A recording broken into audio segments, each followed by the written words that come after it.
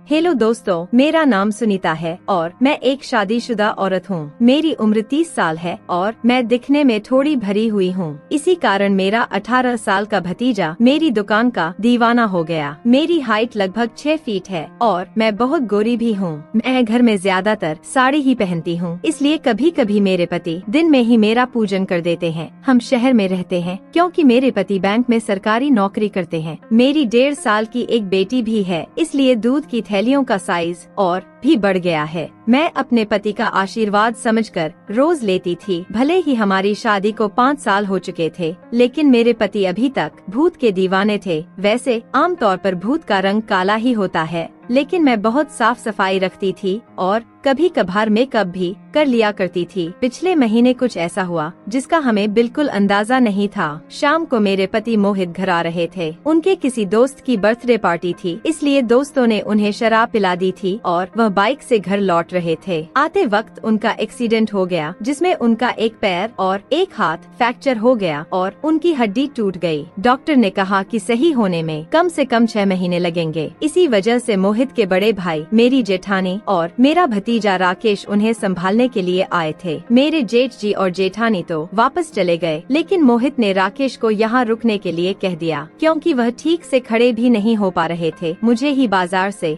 सामान लाने और बाहर के काम करने पड़ते थे, इसीलिए मोहित ने अपने भाई को कहकर राकेश को कुछ दिन रुकने के लिए बोल दिया। राकेश मान गया और बहुत खुश हो गया। राकेश मेरे कंधे तक ही आता था, शरीर भी ठीक ठाक था और रंग भी सामान्य था। राकेश ज्यादा बिगड़े किस्म का लड़का नहीं लग रहा था और मैं भी खुश थी कि कोई तो आया जो मेरी मदद कर सके। आज राकेश मुझसे थोड़ा थोड़ा शर्मा रहा था क्योंकि वह शादी के बाद मुझसे पहली बार मिला था। वह समय पर सो गया। रात को मैंने मोहित को खाना खिला दिया और उसके पास बैठ गई। तभी मेरी अंदर की भावनाएं बाहर निकल और मैं मोहित को उदास चेहरे से कहने लगी, वह भी क्या दिन थे जब आप रोजाना भूत मारा करते थे। मोहित यह सुनकर मुस्कुराने लगे। क्या हो गया मेरी रानी, आज तो पूरी जोश में लग रही हो। मैंने कहा, नहीं जी, आपको तो मजाक सूझ रहा है और इधर मेरी बुरी हालत हो रखी है। सच बताऊं तो इस भूत ने मेरा बुरा हाल कर दिया है। मेरे पति बोले, मैं तुम्हारा दर्द समझता हूँ सुनीता, मेरा भी बहुत मन करता है, लेकिन क्या करूँ, मैं तो ठीक से खड़ा भी नहीं हो सकता। बस थोड़े दिन और निकाल दो बेबी, फिर देखना मैं इस भूत का क्या हाल करता हूँ। तभी मैंने कहा, थोड़े दिन नहीं, पूरे 3 महीने बाकी हैं प्लास्टर उतरने में और मेरा तो 1 महीने में ही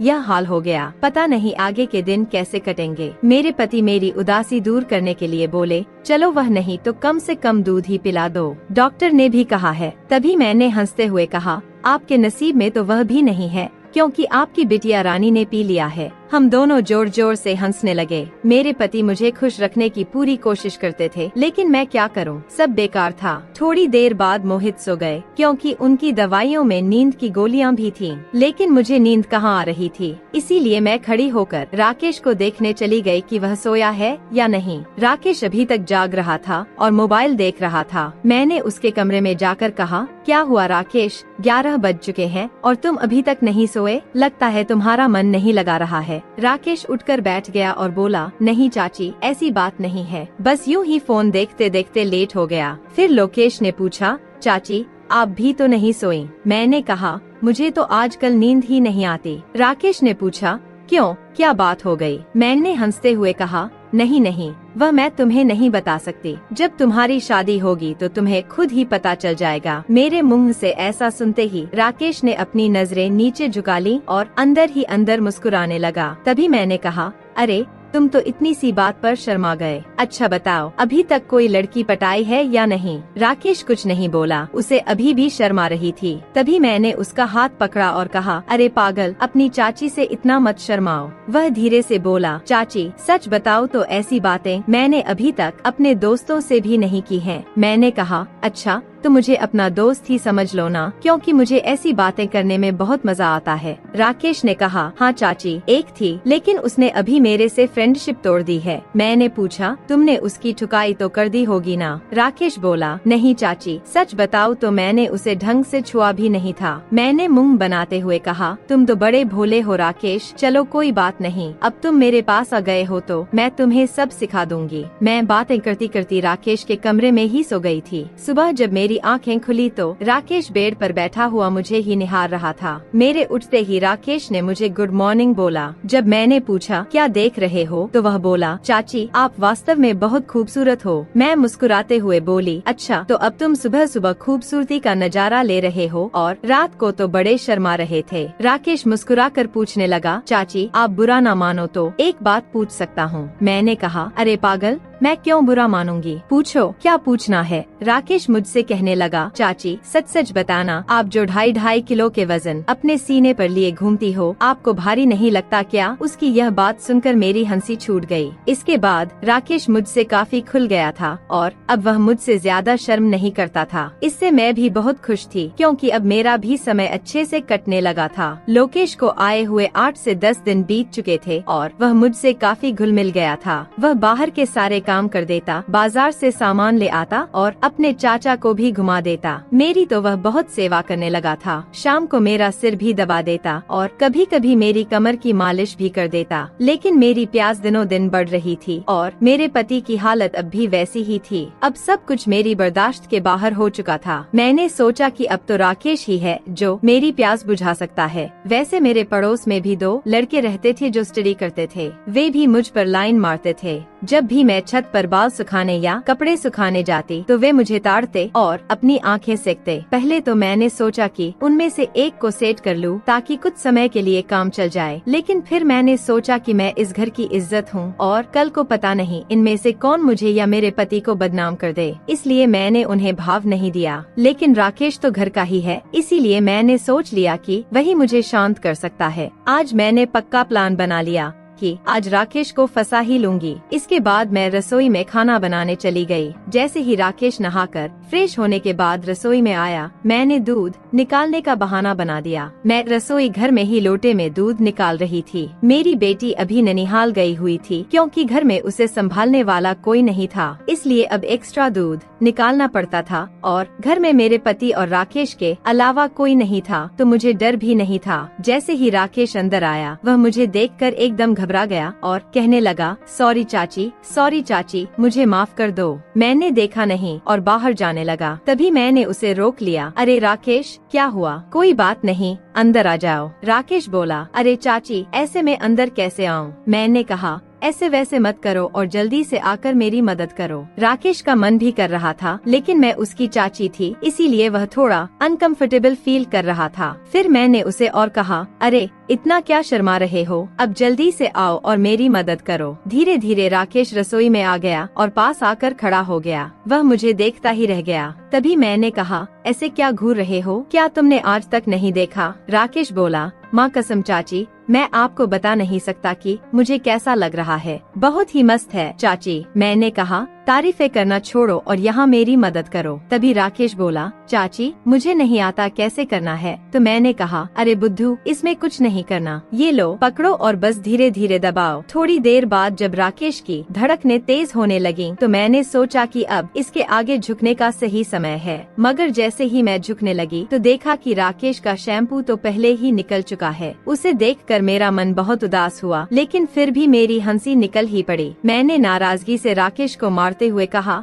यह क्या किया पागल, तुमने तो शुरू होने से पहले ही खत्म कर दिया। इसके बाद जैसे ही राकेश का नशा उतरा, उसने हड़बड़ाते हुए कहा, सॉरी चाची, सॉरी, वो मैंने ऐसा पहले कभी नहीं किया, इसलिए मुझसे कंट्रोल नहीं हुआ। मैं अभी जाकर साफ करके आता हूँ। और उसने मेरी एक भी बात नहीं सुनी और तुरंत रसोई में चला गया। मैंने भी उसे ज्यादा रोकने की कोशिश नहीं की क्योंकि मैं समझ चुकी थी कि यह उसके लिए इतना आसान नहीं होगा। इस चक्कर में आज खाना भी लेट हो गया था, इसलिए मैंने जल्दी से खाना तैयार किया और मोहित को कमरे में देने के लिए चली गई। मोहित भी बैठे बैठे खाने का इंतजार कर रहे थे। मोहित बिल्कुल सीधे साधे और सरल स्वभाव वाले आदमी हैं। वह मेरी बहुत चिंता करते हैं। जब मैं उनके लिए खाना लेकर गई तो पूरा पसीने से भीगी हुई थी। मुझे देखकर वह बोले, इतनी जल्दबाजी क्यों करती हो सुनीता? धीरे धीरे काम कर लिया करो ना। देखो तुमने अपना क्या हाल बना लिया है। तब मैंने उन्हें छेड़ते हुए कहा, यह तो कुछ भी नहीं है। जब तुम काम करते हो तो मेरा इससे भी बुरा हाल हो जाता है, और तब तो मैं तुम्हें रुकने के लिए भी कहती हूँ, लेकिन तुम तो नो बेबी नो कहकर स्पीड को दुगना कर देते हो। मेरे मुंह से ऐसा सुनकर मेरे पति मुस्कुराने लगे। तुम भी ना सुनीता, कहाँ की बात कहाँ ले जाती हो। इसके बाद मोहित ने खाना खा लिया और मैंने उन्हें दवाई भी दे दी। दवाई लेने के बाद उन्हें नींद आ गई और वह आराम करने लगे। मैं भी काफी थक चुकी थी, इसलिए मैं नहा धोकर फ्रेश हो गई। इसके बाद जब मैं राकेश के कमरे में उसे देखने के लिए गई तो वह भी सो चुका था। फिर मैं भी आकर आराम करने लगी। शाम को जब मैं राकेश को चाय देने गई तो वह बैठा फोन चला रहा था। मुझे देखकर उसके चेहरे पर मुस्कान आ गई। मैं भी उसे देखकर हंसने लगी और मैंने उससे पूछ लिया, क्या बात है राकेश, आज तो तुम काफी ढीले ढाले से लग रहे हो। राकेश बोला, चाची वो मैंने पहली बार ऐसा अनुभव लिया था, प्लीज आप बुरा मत मानना, मैं सच बता रहा हूँ, बिल्कुल भी कंट्रोल नहीं कर पाया। तभी मैंने उसे रोकते हुए कहा, अरे बेवकूफ, मैं क्यों बुरा मानने लगी, वैसे सच बताओ, तू मुझे भी अच्छा लग रहा था। इसके बाद मैंने राकेश को चाय पकड़ा दी और उसके साथ बैठकर पीने लगी। हम दोनों बातें करने लगे। आज राकेश के मुंह से मेरे लिए तो फूल ही झड़ रहे थे। वह बस मेरी तारीफें ही करता जा रहा था। चाची आप बहुत अच्छी हो, मैं तो सोच रही हूँ कि सारी उम्र आपके साथ ही रहूँ। इन 15 दिनों में मुझे स्वर्ग जैसा महसूस होने लगा है, और ऊपर से आपकी खूबसूरती। मैंने मुस्कुराते हुए कहा,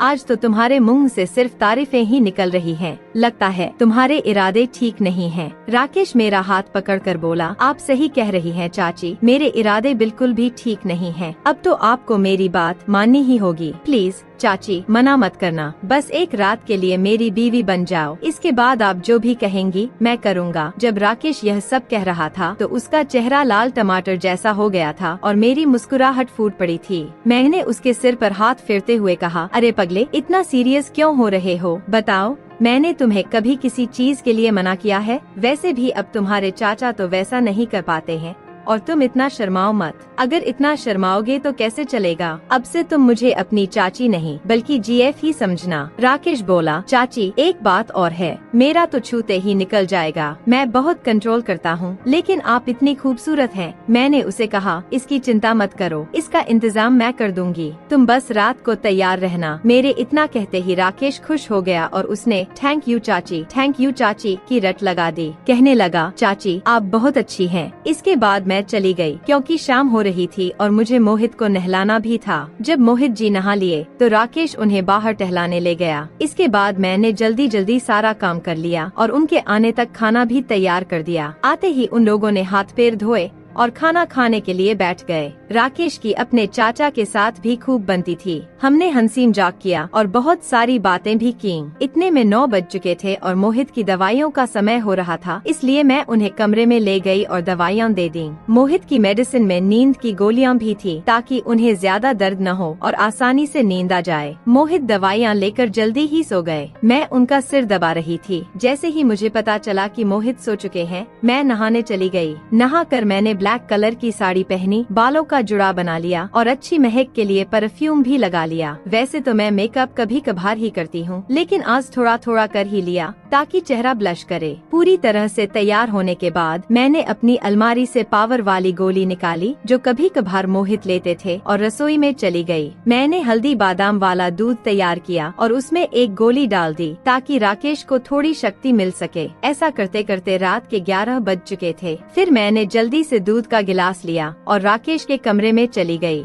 राकेश बड़े ध्यान से मेरा इंतजार कर रहा था। जैसे ही मैं अंदर आई, वह खड़ा हो गया और मुझे देखने लगा। जब वह कुछ नहीं बोला तो मैंने ही पूछ लिया, ऐसे क्या देख रहे हो, बताओ मैं कैसी लग रही हूँ? राकेश ने संकोच में कहा, चाची मन तो ऐसा कर रहा है कि आपको अभी खा जाऊं। मैंने हंसते हुए उसे दूध का गिलास पकड़ा दिया और कहा, मुझे खाने की जरूरत नहीं है, बस तुम इसे पी लो। राकेश ने जल्दी से गिलास पकड़ा और एक सांस में दूध पी गया। दूध पीते ही मैंने कहा, चलो अब जल्दी से पूजा शुरू करते हैं। राकेश ने जवाब दिया, चाची पूजा तो शुरू कर दूंगा, लेकिन आप दिए में तेल डालोगी या फिर सीधे ही पूजा करवाओगी? मैंने मुस्कुराते हुए कहा, तुम मेरी चिंता मत करो, मैं पहले से ही तेल डालकर आई हूँ। इसके बाद जो हुआ वह बताते हुए मुझे भी शर्म आ रही है। मैं राकेश को अब तक बच्चा ही समझ रही थी, लेकिन उसने पूजा में मेरे पति को भी पीछे छोड़ दिया। राकेश ने सबसे पहले काजू कतली का स्वाद चखा। मेरे पति ने आज तक काजू कतली नहीं खाई, वे तो सीधे ही पूजा शुरू कर देते थे। जब मैंने राकेश से कहा अब बस भी करो और कितने खाओगे, तो उसने जवाब दिया, नहीं चाची, आपको नहीं पता